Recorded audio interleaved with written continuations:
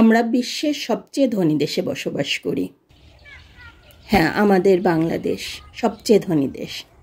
সুজলা সুফলা সবুজের বাংলাদেশ। আমাদের এখানের কালচার হচ্ছে আমরা একে অন্যের পিছনে লাগতে পছন্দ করি। আমরা নিজেদের বগলের গন্ধ থেকে অন্যের বগলের গন্ধ শুঁকে বেড়াই। এক কথায় সুন্দরভাবে অন্যকে চুলকাতে পছন্দ করি।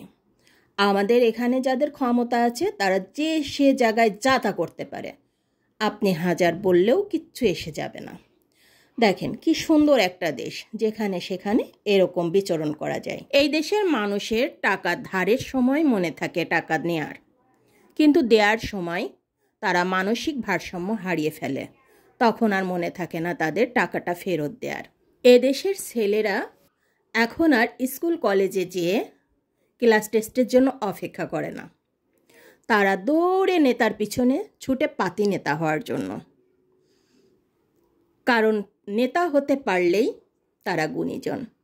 নেতার কানে যেয়ে একটা কথা বলে একটা সেলফি তুলে পোস্ট দিয়ে তারা নিজেদেরকে হিরো মনে করে।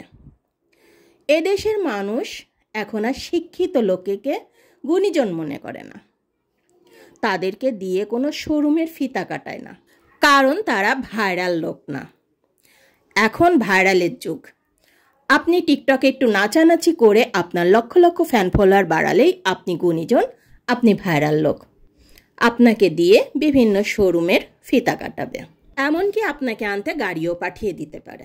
আমরা ঘুষখোর সুদখোরকে দূর থেকে বলি ও ঘুষখোর সুদখোর, কিন্তু সামনে তাদেরকে সাচ্ছার বলি। তাদেরকেই পরম আত্মীয় ভাবি। তাদেরকে নাস্তা দিব, তাদেরকে ডেকে এনে বাসায় ভালো মন্দ খাওয়াবো, কোনো বড় রেস্টুরেন্টে নিয়ে যাব। কিন্তু একজন সৎ গুণীজন আমাদের কাছে কোনো দাম নেই। তাদেরকে আমরা সামনেই বলি, হ্যাঁ আপনি সৎ এবং ভালো লোক, কিন্তু ওই সৎ ব্যক্তিকে আমরা কোথাও রাখবো না, কারণ তার টাকা নেই। আমরা মুখে যা বলি অন্তরে তা বলি না। আমাদের কথা মুখে এক, অন্তরের কথা আর এক। আমরা ফেসবুকে অনেক নীতি কথা লিখি, কিন্তু আমাদের বাস্তব জীবনটা একেবারে আলাদা। নীতি কথা লেখা যায়, কিন্তু নীতি কথার মতো চলা যায় না। আমরা এমন একটাই দেশে বসবাস করি, আর আমাদের কালচারটা ঠিক এরকম। এখানে অনেক কাজ আছে, কিন্তু কাজে ডেকে অনেক পরিশ্রম করাবে, সেই তুলনায় পারিশ্রমিক নাই। এখানে যদি কারোর কাছে আপনার দুঃখের কথা বলেন, তাহলে 3 গুণ দুঃখের কথা আপনাকে শুনতে হবে।